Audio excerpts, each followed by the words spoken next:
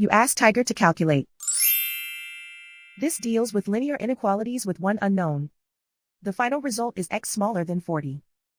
Let's solve it step by step. Move the negative sign from the denominator to the numerator.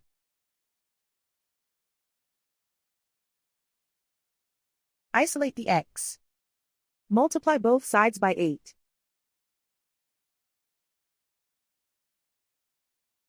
Group like terms.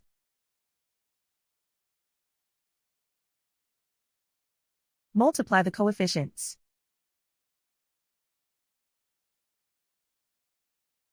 Simplify the arithmetic.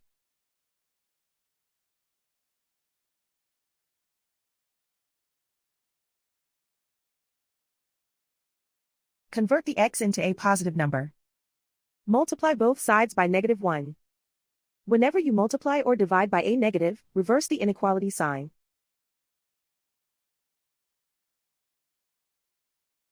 Remove the ones.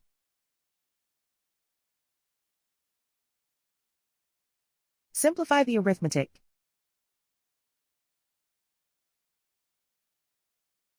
Plot the solution on a coordinate grid. And so the final result is x smaller than 40.